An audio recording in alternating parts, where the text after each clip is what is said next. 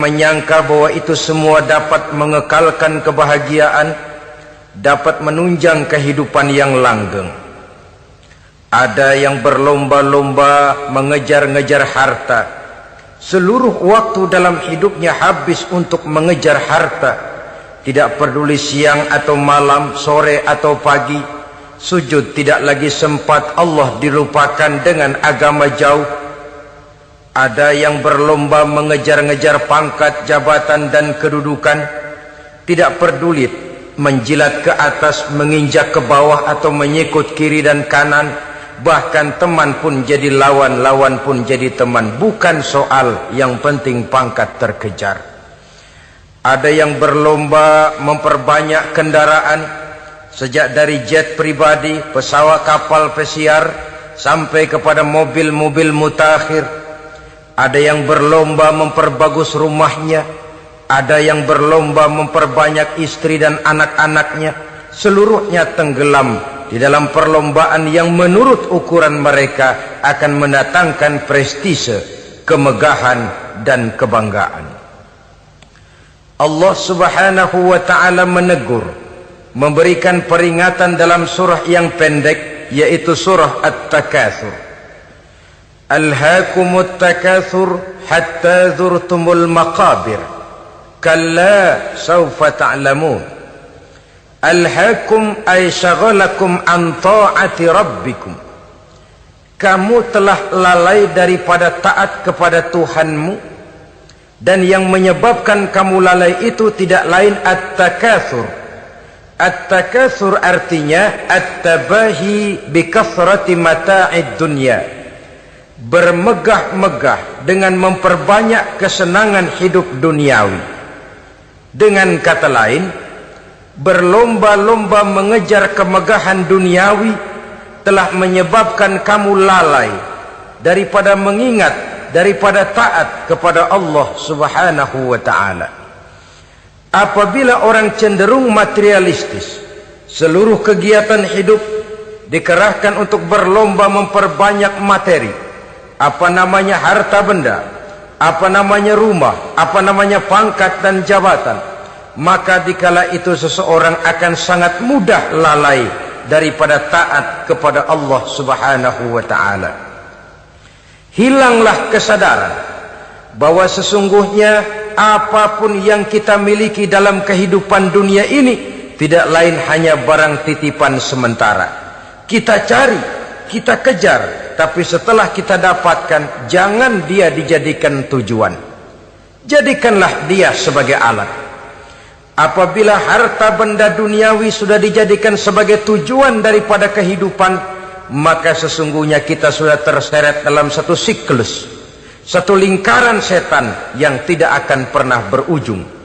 Sebab manusia dalam berhadapan dengan materi duniawi tidak akan pernah mengenal kata cukup, tidak akan pernah mengenal kata puas, dan tidak akan pernah bertemu dengan titik. Selalu koma, selalu kurang, selalu tidak ada. Saudara kaum muslimin rahimakumullah. Oleh sebab itu agama memberikan kesadaran. Seluruh yang kita miliki, yang dititipi oleh Allah dalam kehidupan ini berupa materi keduniaan, hakikatnya adalah alat dan bukan sebagai tujuan. Apabila alat sudah kita jadikan tujuan, kita akan terjebak ke dalam satu perlombaan yang justru akan mencelakakan kita sendiri.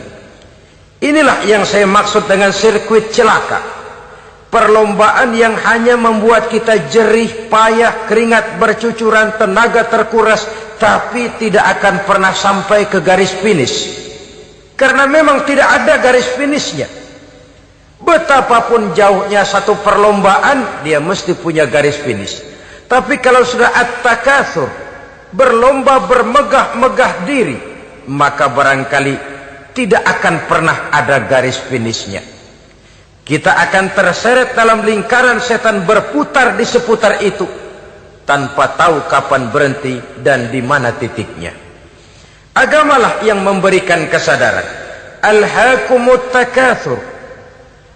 Bermegah-megahan telah membuat kamu lalai daripada taat kepada Allah Tuhanmu. Semua sadar bahwa kita diciptakan tidak lain adalah untuk mengabdi kepada Allah.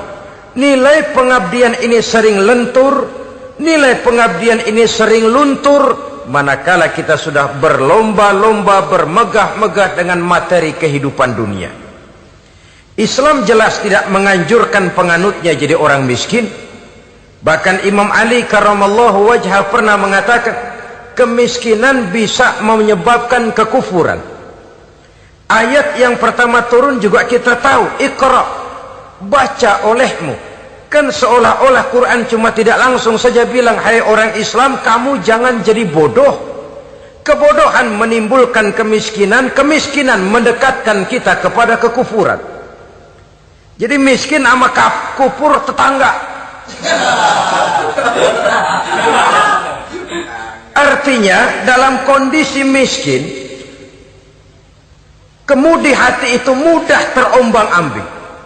Oleh sebab itu sering kemiskinan umat Islam ini dimanfaatkan oleh orang-orang lain untuk menyebarkan agamanya. Padahal agama adalah soal keyakinan yang tidak mungkin ditunjang dengan supermi, ditunjang dengan beras, pakaian, obat-obatan, beasiswa. Agama adalah soal keyakinan. Keyakinan adalah soal kebenaran, dan kebenaran itu adalah milik bersama. Tujuan diciptakannya manusia tidak lain adalah untuk melaksanakan ibadah. Kalau orang tenggelam dalam perlombaan memperbanyak harta, mempertinggi kedudukan, memperindah segala macam yang sifatnya duniawi, biasanya itu akan membuat dia lalai dari taatnya kepada Allah Azza wa Jalla. Kadang bukan hanya lalai daripada taat, juga sering terjebak kepada maksiat. Karena kalau pola pandang dan tolok ukur sudah benda duniawi semata-mata, sangat tidak mustahil orang lalu terjebak ke dalam prinsip menghalalkan segala cara. Asal sudah tujuan tercapai, cara apapun halal. Akhirat nomor 18. Nah, bukankah memang barangkali kita sejak kecil sudah dilatih untuk materialistis? Umpamanya, kita hanya sering dilatih untuk takut kepada yang konkret-konkret saja. Takut kepada yang nyata-nyata saja. Seorang ibu kalau menakuti anaknya, aduh nak, kenapa ini kau kerjakan? Kalau bapakmu tahu, waduh, habis kamu. Ya. Kita lihat, kalau bapakmu tahu, kalau polisi tahu, kalau hansip tahu, kalau satpam tahu. Tapi jarang seorang ibu menanamkan kepada anak, nak, kenapa ini yang kau lakukan, nak? Bukankah kau tahu Allah lihat, Allah tahu, Allah dengar, Allah, nak? Diajarkan takut kepada yang gaib. Karena kalau takut dia kepada polisi, dia pasti bisa cari tempat lain dong yang polisi kagak lihat. Kalau takut dia kepada satpam, minggir dong ke tempat yang kira-kira satpam nggak lihat. Tapi kalau sudah takut itu terpulang kepada Allah, kepada yang gaib, tidak sejengkal tanah pun yang terhalang dari pengetahuan Allah. Tapi itulah salahnya kita. Sejak kecil anak-anak sudah kita latih untuk takut hanya kepada yang konkret-konkret saja. Akibatnya sampai dia besar melembaga dalam kehidupannya. Dia nyolong, kata temannya, kamu nyolong ya? Iya. Kok nyolong sih? Emang? Kenapa nyolong? Biarin.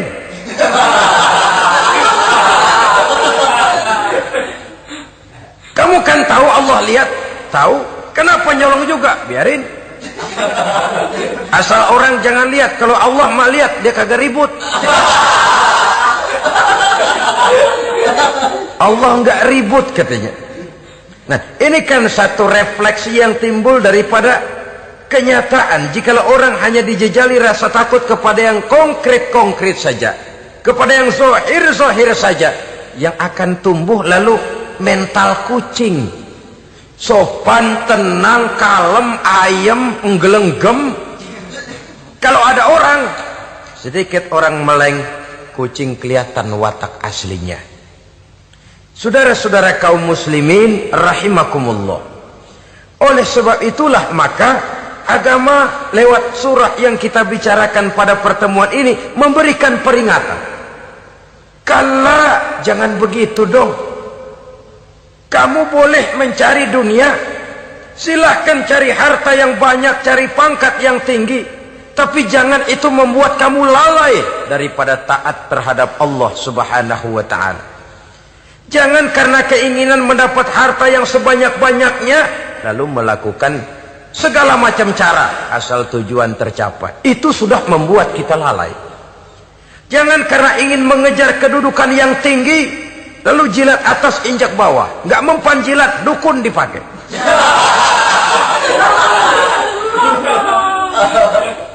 Itu kan sudah membuat kita lalai. Nanti kalau berhasil, wah dukun kita paten. Tapi kalau gagal, dukun sialan, kagak mampu. Hilanglah Allah dalam kehidupan kita. Makin materialis, dan perlombaan ini membawa kita kepada kecelakaan. Kala, sekali-kali jangan begitu. Kenapa? Dahulu pun ketika lahir ke dunia tidak ada pangkat yang kita sandang. Dahulu pun ketika lahir ke dunia tidak ada harta yang kita bawa. Jadi harta itu, pangkat itu, kedudukan itu ada dalam hati, tapi tidak berurat dan berakar. Kalau dia berurat dan berakar dalam hati, berat misah sama harta itu. Berat. Sekedar ngasih fakir miskin cepet juga berhitungnya 17 lembar.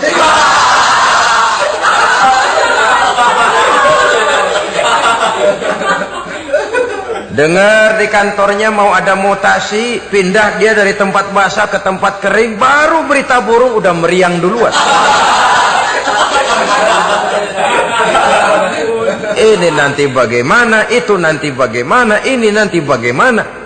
Kan tidak jarang orang yang kena apa istilah kerennya zaman sekarang itu, post power syndrome. Post power syndrome ini pernah dianalisa oleh Nabi. Kata beliau, irhamu salasatan minan nas, sayangilah 3 macam manusia. Siapa mereka? Pertama, azizan zalla, orang terhormat yang jatuh hina. Ini yang sering terkena post power syndrome. Biasa kemana-mana dikawal, dihormati, datang ke tempat ini protokol siap, ini serba diatur semua, serba beres.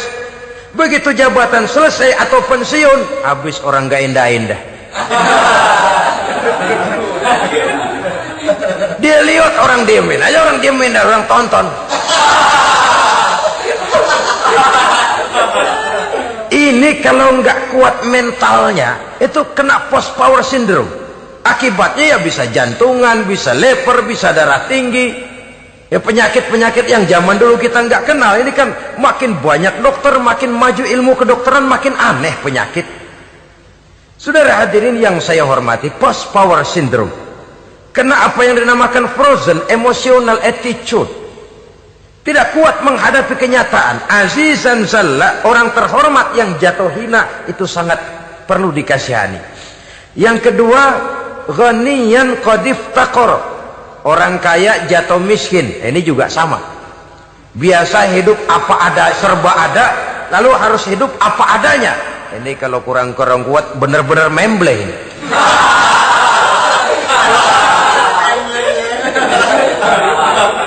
Kalau tidak kuat mentalnya, biasa hidup serba enak, serba nikmat, cuma kerjanya neken cek, main apa itu kredit card, macam-macam fasilitas dipunyai. Tahu-tahu jatuh bangkrut, jatuh miskin. Kalau tidak fondasi agamanya kuat, bisa gantung diri, bisa bunuh diri, bisa frustasi, bisa terkena psikosomatik, tekanan jiwa mempengaruhi faktor biologis. Timbullah tekanan, terjadilah penyakit aneh-aneh. Al-ghaniyan qad iftaqara, orang kaya jatuh miskin, itu perlu dikasihani. Yang ketiga, wa faqihan yal'abu bihil juhal, ahli fikih tapi dipermainkan oleh orang-orang bodoh. Hanya kebetulan orang bodoh itu punya kekuasaan. Hukum bisa dipesan.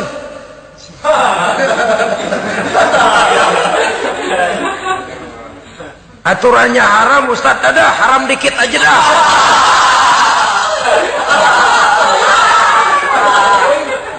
Si Sibuklah tuan fakih ini, ahli fikih ini mencari dalil kebet sana kebet sini supaya yang tadinya haram benar bisa jadi haram sedikit.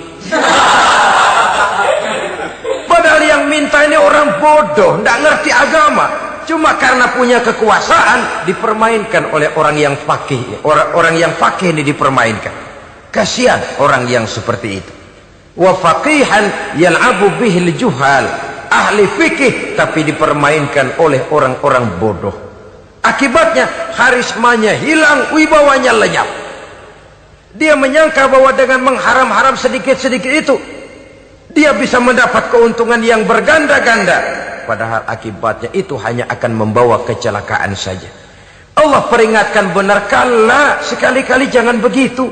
Cari uang yang banyak silahkan, ngejar kedudukan yang bagus boleh, bikin rumah yang hebat silahkan, ada kendaraan bagus silahkan, tapi jangan sampai kamu terjebak kepada sirkuit celakai, perlombaan yang tidak ada garis finishnya.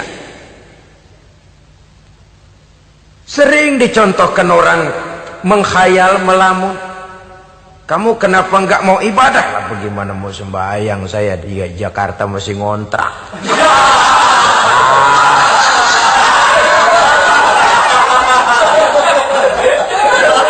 Bingung, tiap akhir tahun kontrakan habis. Kalau punya rumah sendiri walaupun kecil-kecilan, tenanglah saya ibadah. Baiklah, oleh Allah diberikan rezeki bisa bikin rumah walaupun kecil-kecilan. Sudah punya rumah sendiri belum juga ibadah, apalagi mulur lagi. Habis bagaimana mau sembahyang, rumah kecil banget. Pinggir kali asal hujan bocor ya.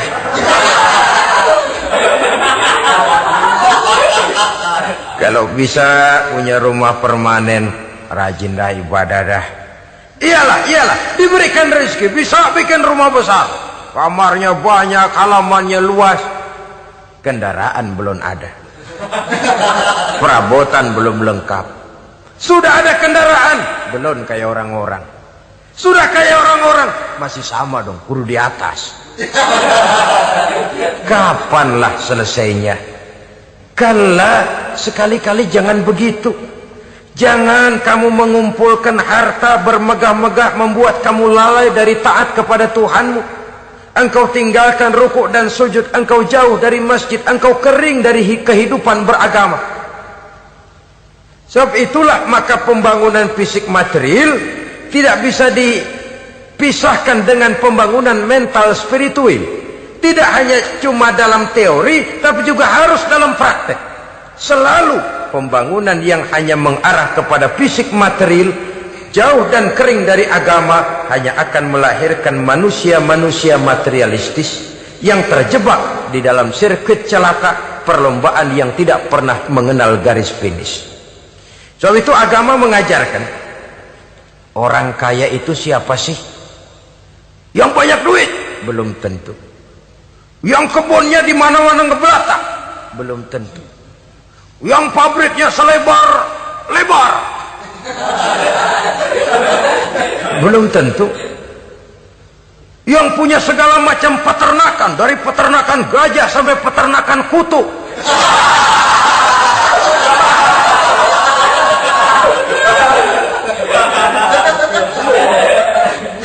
Belum tentu. Agama memberikan tuntunan yang sangat luhur. Orang kaya itu adalah orang yang hidupnya cukup. Orang miskin itu orang yang selalu merasa kurang. Bagaimanapun banyak duit saudara miliki, kalau masih merasa kurang, masih miskin saudara. Saya punya uang 1.000 rupiah, Anda punya uang 1 juta rupiah. Mungkin saya lebih kaya dengan uang yang 1.000 ketimbang Anda 1 juta. Kenapa? Dalam tangan saya uang 1.000 besar, artinya sesuai dengan kebutuhan saya. Tapi di tangan Anda uang 1 juta, kebutuhan Anda lebih besar daripada itu lagi. Maka agama mengajarkan sifat qanaah, merasa cukup, dan itulah sumber kekayaan yang hakiki. Orang kaya adalah orang yang hidupnya cukup. Kalla saufa ta'lamun, jangan begitu, nanti kamu akan tahu. Tsumma kalla sawfa ta'lamun. Jangan sekali-kali begitu, satu saat kamu pasti akan tahu. Kalla law ta'lamuna ilmal yaqin, tsumma latarawunnaha 'ainal yaqin, tsumma latus'alunna yawma idzin 'anil na'im. Nah, kapan perlombaan ini akan menyadarkan orang biasanya? Hatta zurtumul maqabir. Sampai kamu dekat ke liang kubur. Itu biasanya kalau istilah orang sekarang baru ngeh. Asal sudah napas sampai tenggorokan disambung dengan selang, sudah Senin Kemis dibantu dengan alat picu jantung, gerak gerak gerak gerak, sudah kayak orang mau gergaji kayu. Dikala itu barulah sadar orang biasanya. Dan kesadaran semacam itu kesadaran yang terlambat, kesadaran ala Fir'aun. Fir'aun selagi hidup diajak beriman dan nehi aja.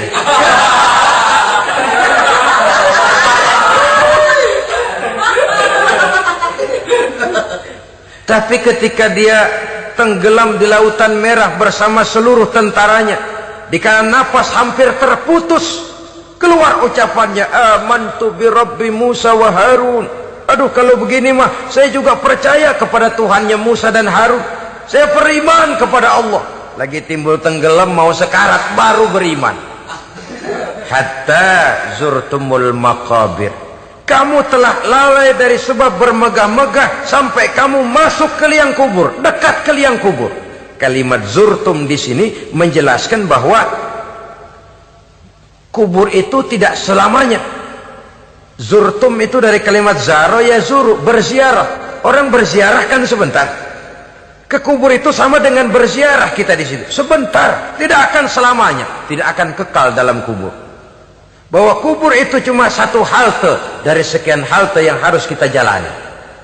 Hatta zurtumul maqabir ay mutum wa dufintum fil kubur. Sampai kamu mati, dikubumikan dalam kubur, barulah kamu sadar bahwa perlombaan itu hanya sia-sia.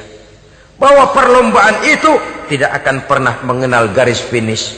Bahwa perlombaan itu akan membuat kamu celaka.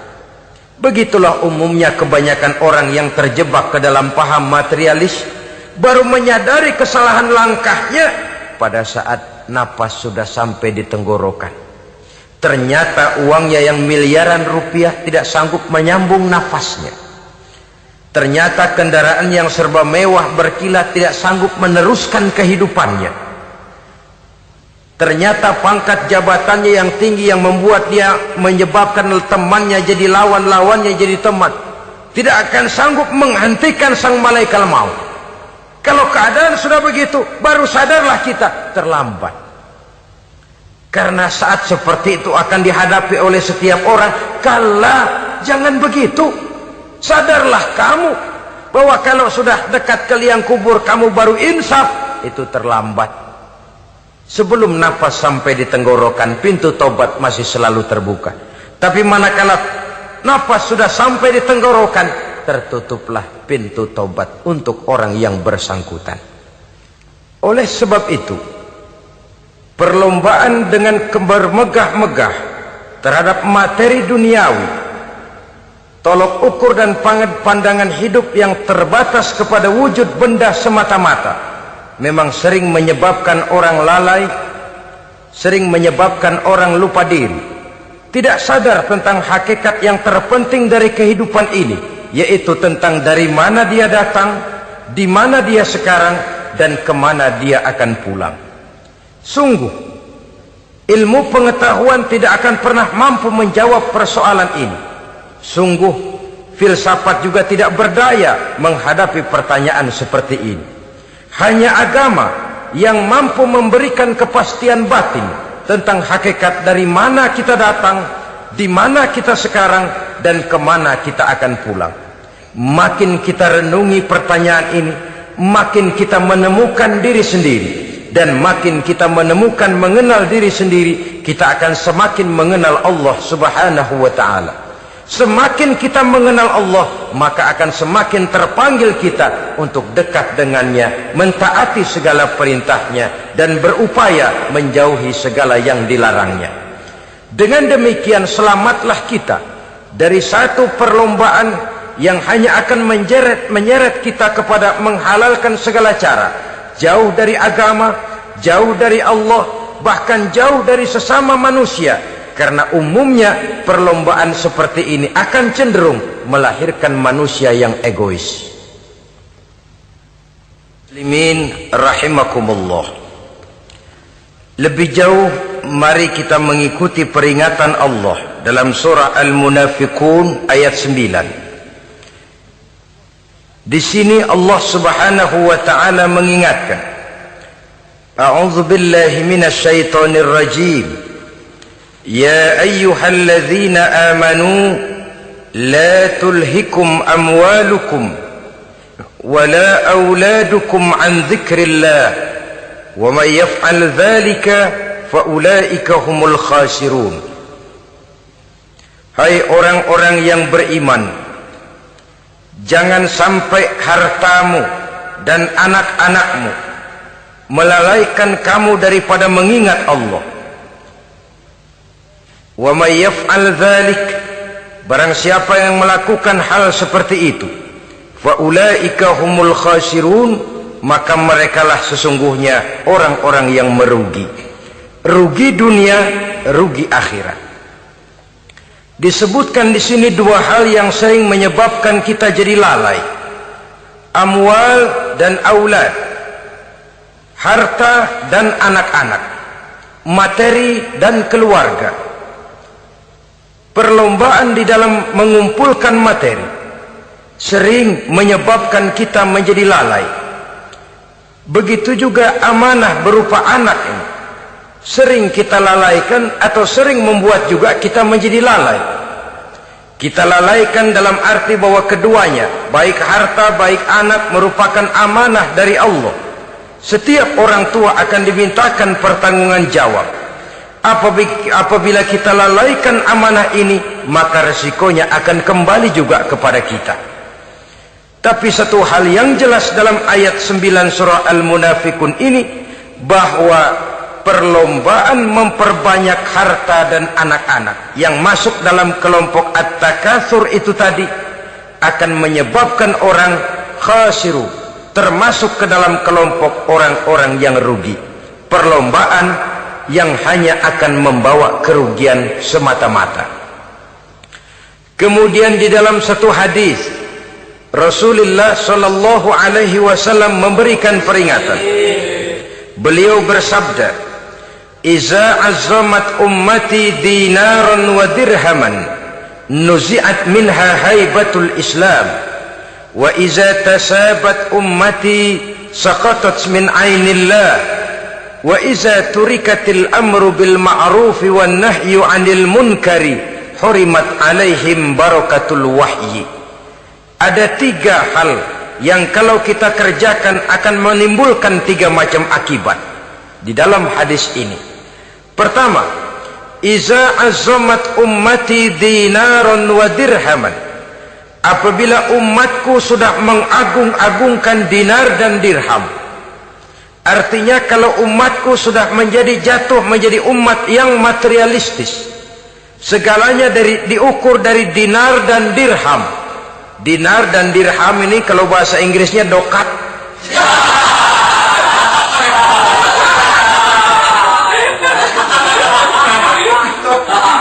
Segalanya diukur dari segi dinar dan dirham saja. Nuzi'at minha haibatul Islam, akan dicabutlah kehebatan Islam dari mereka.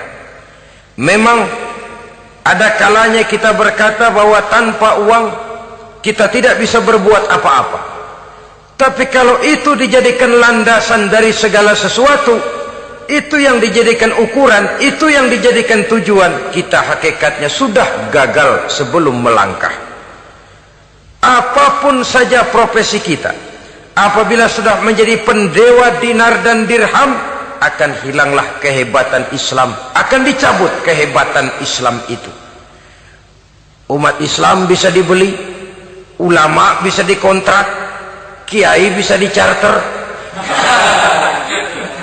Saudara hadirin ma'asyiral muslimin rahimakumullah, apabila umatku sudah membesar-besarkan dinar dan dirham, bermegah-megah dengan itu, berlomba-lomba memperbanyak itu yang menjadi tujuan dan tolok ukur dari segala kegiatan, nuzi'at minha haibatul Islam, akan dicabutlah kehebatan Islam, hilang itu wibawa.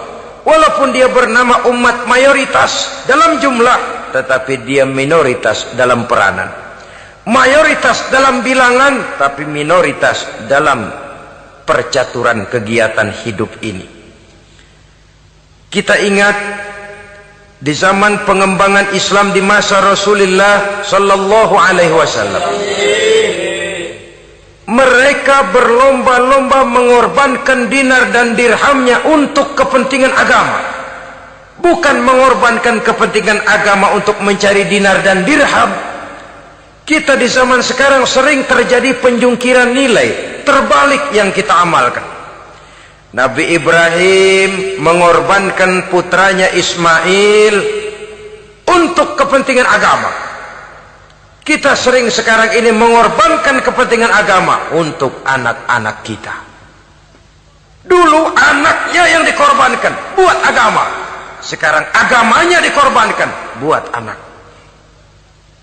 Dulu dinar dan dirham dibelanjakan untuk menopang agama, sekarang agama dijadikan alat untuk mencari dinar dan dirham.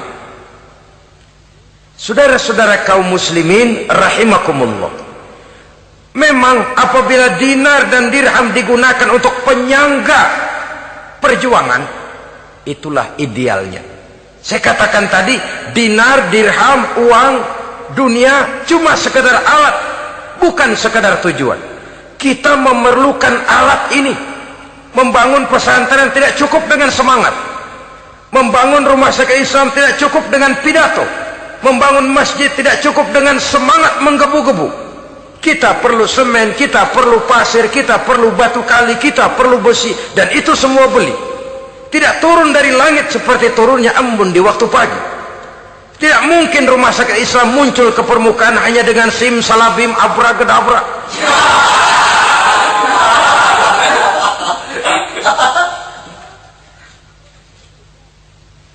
Oleh sebab itu, saya bersyukur kecenderungan belakangan ini pengajian-pengajian akbar di berbagai tempat tidak hanya sebagai ajang untuk menanamkan akidah, membina ukhuwah, tapi juga menjadi sarana di mana kita mengumpulkan dana, menghimpun potensi umat, menginventarisir potensi untuk kepentingan pengembangan daripada agama.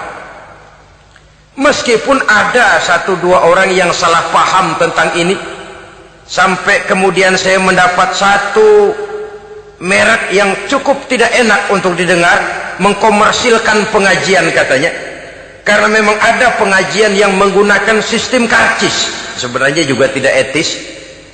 Undangan berikut infak yang seluruh hasilnya digunakan buat kepentingan agama, apakah itu rumah sakit, apakah itu madrasah, apakah itu masjid, dan 1 sen pun saya tidak menuntut bagian dari itu. Saya malah berprinsip sepanjang saya masih laku untuk dijual dan itu memang buat kepentingan agama, persilahkan jual saja, asal buat masjid, pesantren, madrasah, rumah sakit Islam, kegiatan syiar dan dakwah, silakan.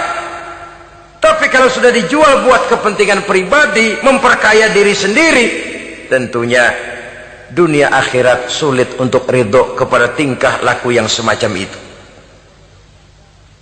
Kita memerlukan dana, umat di daerah membangun memerlukan dana, dan dana itu tidak hanya datang begitu saja. Kita bersyukur bahwa untuk menghadiri pengajian sekarang ini orang mau mengeluarkan uang, mau memberikan infak dengan ikhlas, tidak dengan keterpaksaan. Kenapa tidak? Sehingga ini lalu diinventarisir untuk kepentingan pembangunan agama. Ratusan juta rupiah terkumpul dari pengajian-pengajian rutin ini, pengajian-pengajian akbar ini. Puluhan masjid terbantu, rumah sakit Islam terbantu, musola selesai. Ya walaupun tidak lalu semuanya beres, tapi gemaknya itu sudah cukup menyentuh untuk menyadarkan orang bahwa harta baru kekal kalau dia sudah dibelanjakan di jalan Allah. Nah, yang celaka kalau dinar dan dirham itu yang dijadikan tujuan. Mengadakan pengajian semata-mata untuk cari uang, uangnya buat kantongnya dewe. Itu yang membuat dicabutnya kehebatan Islam itu. Segalanya diukur dari sudut itu. Sehingga ketika seseorang datang bertanya tentang hal-hal yang berkaitan dengan ini, maka hal semacam ini sesungguhnya satu nikmat yang perlu kita syukuri sepanjang menginventarisir potensi umat benar-benar digunakan buat kepentingan daripada agama kita. Jadi peringatan tegas dari Nabi ini, iza azamat ummati dinaron wa dirhaman nuzi'at minha haibatul Islam. Apabila umatku sudah mengagung-agungkan dinar dan dirham, maka akan dicabutlah kehebatan Islam dari tengah-tengah mereka. Remeh saja orang memandang kita, enteng saja orang memandang kita. Satu. Yang kedua, patuhlah mereka dalam pandangan Allah. Kalau sesama umat ini sudah saling menjelekkan, apakah yang menjelekkan itu lebih bagus dari yang dijelekkan di hadapan Allah? Dua-duanya sama rendahnya. Pribadi saya mungkin puas kalau saya bisa menghantam saudara di depan umum, menjelek-jelekkan nama saudara. Tapi lebih baikkah saya dalam pandangan Allah? Sama rendahnya dengan orang yang saya jelekkan. Itu pun kalau yang dijelekkan benar-benar jelek. Kalau cuma sekedar fitnah, wah, lebih celaka lagi nasib si orang itu tadi. Ini artinya menyadarkan kita bahwa umat ini sudah diikat dengan akidah. Beraneka ragam kita, tapi harus ada kebersamaan. Berbeda kita, tapi harus satu. Sebagai satu ummatan wahidah, satu umat yang satu. Oleh sebab itu, persamaannya lah yang harus kita angkat ke permukaan, bukan perbedaannya yang kita perbesar. Sudah datang waktunya umat Islam bangun dari tidurnya, jangan lagi dibuai oleh irama mayoritas. Sudah lewat masanya kita bertengkar karena persoalan-persoalan kecil yang tidak prinsip. Sudah datang waktunya umat Islam bersatu, menyusun saf yang lebih lurus, oleh karena ia dihadapkan kepada tantangan-tantangan yang tidak semakin ringan. Kalau kita bertengkar dengan kita, kalau kita saling mencaci sesama kita, bukankah Yahudi tepuk tangan? Bukankah Nasrani menari-nari? Bukankah pihak ketiga akan menangguk di air keruh? Dan kerugian akan terpulang kepada kita semua. Tapi inilah realita. Bahwa yang kita hadapi ini sesungguhnya musuh kita di luar kita, bukan di dalam kita. Apakah itu kemiskinan, kebodohan, maksiat, munkarat, ketidakadilan, kezaliman, kesewenang-wenangan, dan lain sebagainya. Yang musuh jadikan musuh, yang teman mari kita rangkul. Jangan terbalik, teman dimusuhi, musuh malah dirangkul. Maka berpesta poralah musuh-musuh Islam ini. Saudara-saudara kaum muslimin rahimakumullah, Nabi memperingatkan dengan tegas, wa iza tasabat ummati saqatat min ainillah. Jikalau umatku sudah saling mencaci maki, sudah saling berbantah-bantahan, jatuhlah mereka dalam pandangan Allah. Satu ayat menjelaskan jangan sebagian kamu meremehkan, yaskhar, mengecilkan, menganggap enteng orang lain. Boleh jadi yang dihina, diremehkan, dianggap enteng itu nilainya lebih bagus daripada yang menganggap enteng. Hakikat segala sesuatu itu cuma kembali kepada Allah. Di sanalah penilaian finalnya. Manusia hanya melihat yang zahir. Makin banyak harapan hidup ini kita gantungkan kepada manusia, makin banyak kita harus bersiap untuk kecewa. Saudara-saudara kaum muslimin rahimakumullah.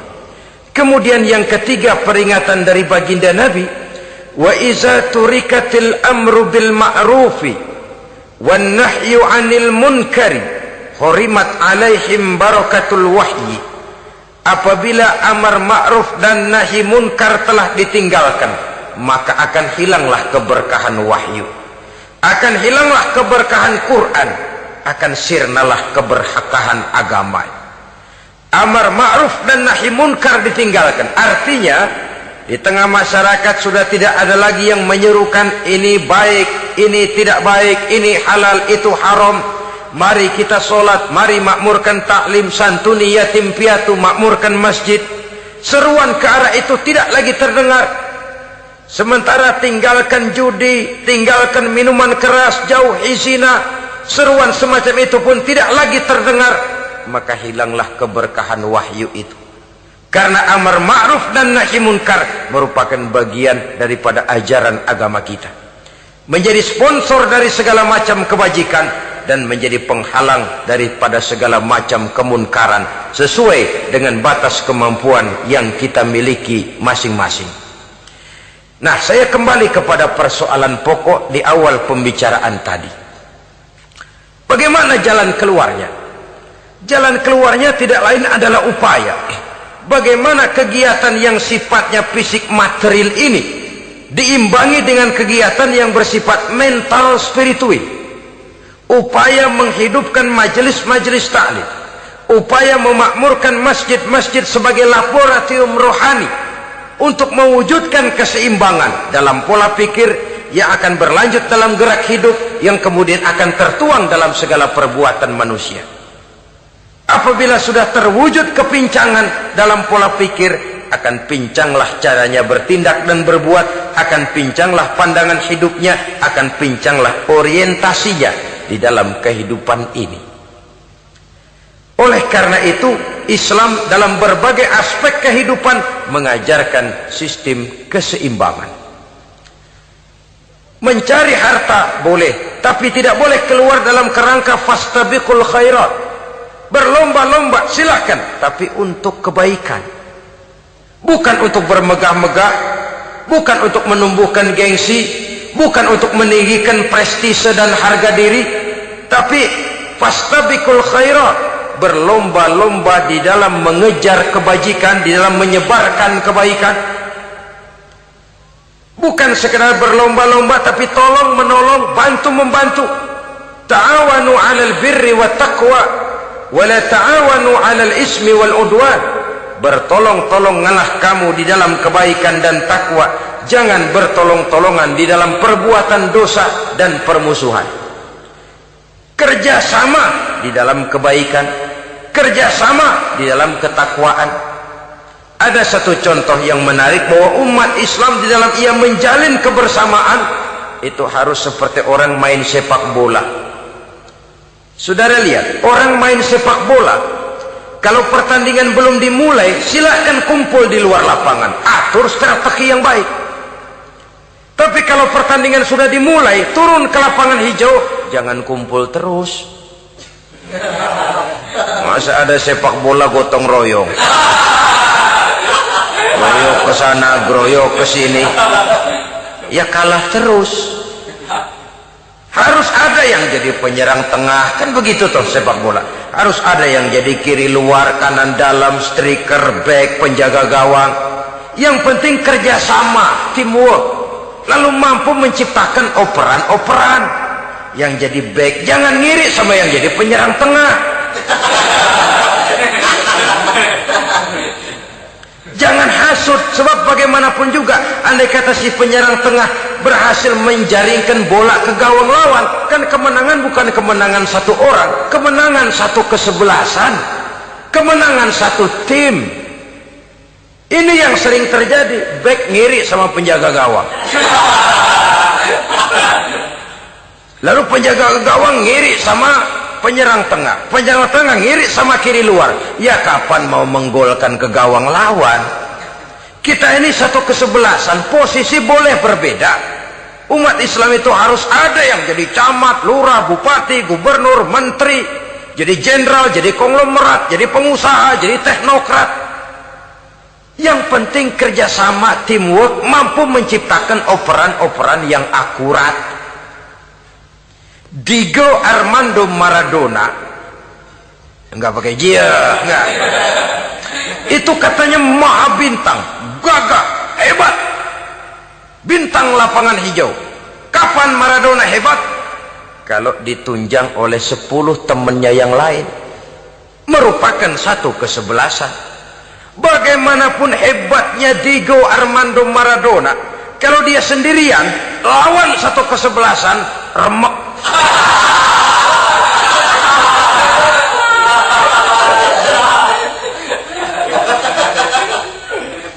Dia hebat, dia jenius, dia maha bintang karena dapat operan dari teman-temannya.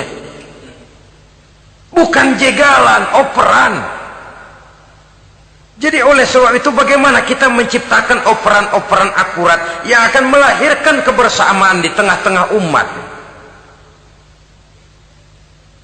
Artinya satu contoh saja. Misalnya seorang pengusaha besar, oleh karena kesibukannya di dunia bisnis, tidak perlu jadi ketua pembangunan musola. Tapi kalau ada musola belum selesai, operan. Operannya itu yang penting. Apa yang dioper itu? Semen, apa batu kali, apa besi? Yang penting operan. Operannya akurat. Kadang-kadang ada terjadi juga frustasi ngelihat lawan kesebelasannya terlalu kuat, ngoper ke gawang sendiri. Jebol.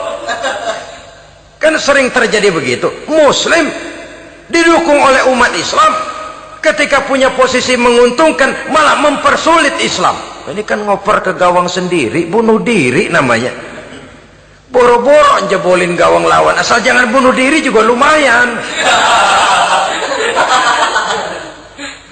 Jadi kalau saja kita mampu menciptakan kebersamaan seperti ini, baju boleh berbeda. Seorang muslim boleh dibungkus baju ABRI, boleh dibungkus baju dokter, boleh dibungkus baju teknokrat, boleh dibungkus baju konglomerat, sekedar baju. Tapi kalau terbukalah baju itu, kelihatan dadanya, terbersit nilai imannya, meresap sampai ke tulang sumsumnya. Dan pada saat Islam dikuti-kuti, akan timbul kecintaannya, akan timbul saya muslim dan saya bangga dengan Islam saya. Saya muslim dan saya mau berbuat untuk Islam saya. Saya muslim dan saya siap mati untuk Islam saya. Dengan baju apapun dia terbungkus, kalau roh, jiwa dan semangat semacam ini tertanam, saya yakin kita umat Islam akan mampu berbuat lebih banyak dengan mewujudkan operan-operan akurat yang sangat diharapkan oleh umat itu tadi. Oleh sebab itu, saudara-saudara kaum muslimin rahimakumullah, baju boleh berbeda, bendera boleh beraneka warna, tapi jikalau bernama muslim, persamaannya yang dicari, jangan perbedaannya yang diperbesar. Nilai persaudaraan yang diikat dengan akidah semacam inilah yang banyak dicari orang, yang banyak menyebabkan orang masuk Islam. Di mana masjid kelihatan benar sebagai simbol kehidupan demokrasi dalam menciptakan ukhuwah, wawasan ukhuwah ini. Masjid simbol demokrasi. Siapapun masuk masjid buka sepatu, demokrasi. Siapapun orangnya, tidak peduli merek apapun sepatunya. Apa itu keluaran Cibaduyut Bandung?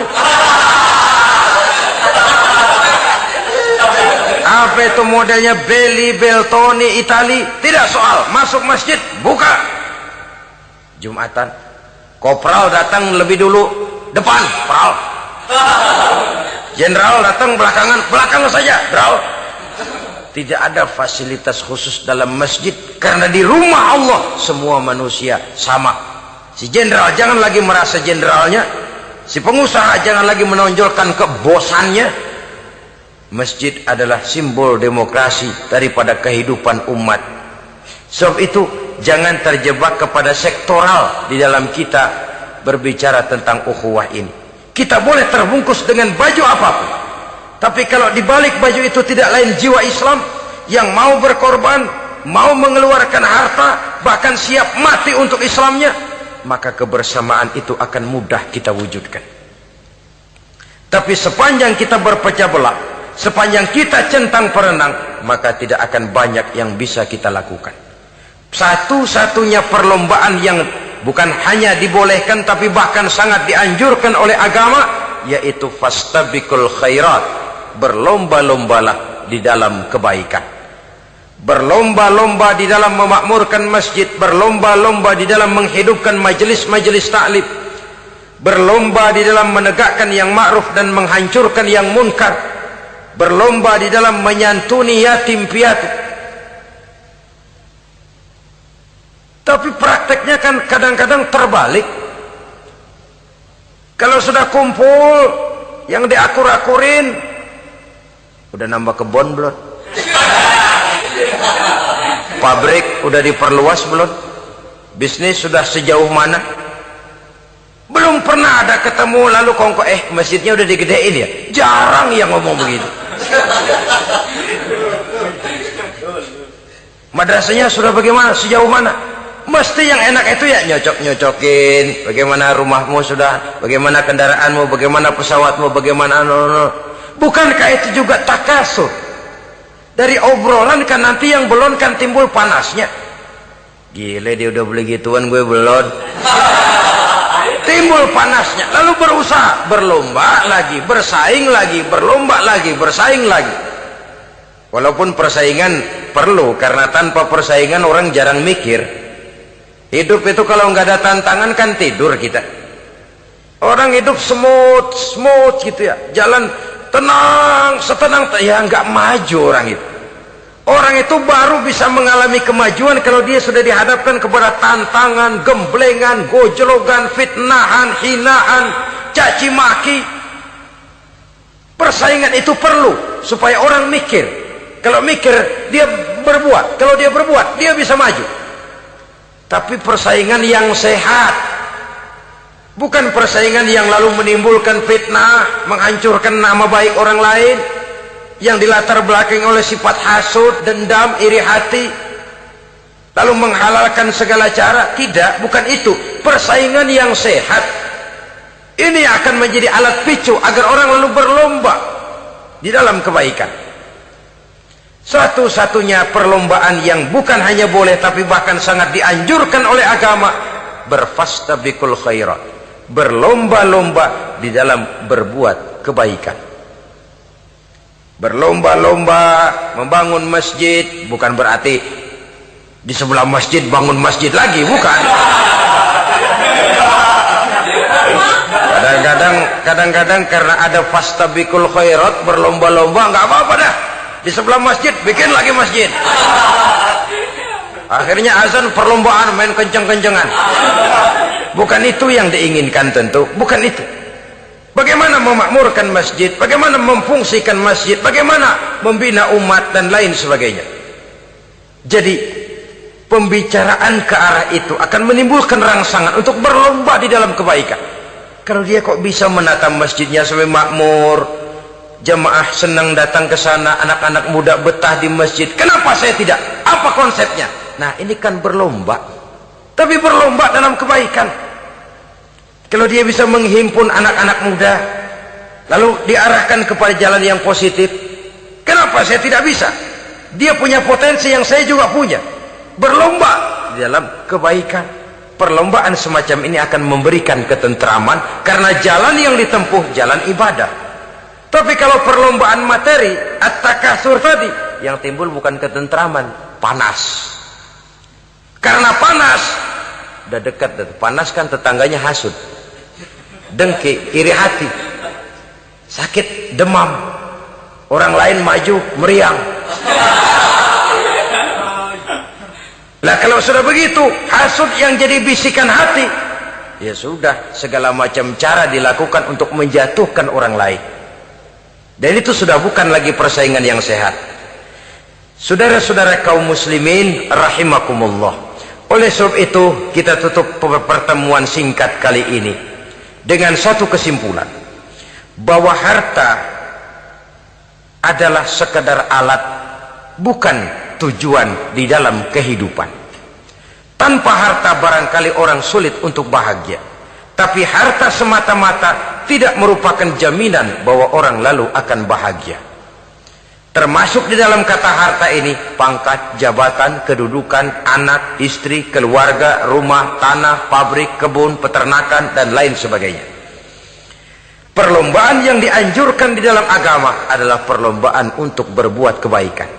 Maka masalahnya sekarang, bagaimana kita memanfaatkan harta ini untuk sebanyak-banyak kebaikan yang bisa kita lakukan. Semoga kita mampu melakukannya dan kita tidak termasuk dalam orang-orang yang celaka yang lantaran bermegah-megah dengan kesenangan dunia saja. Terima kasih atas segala perhatian. Mohon maaf atas segala kekurangan. Usikum wa nafsi bitaqwallah. Wassalamualaikum warahmatullahi wabarakatuh.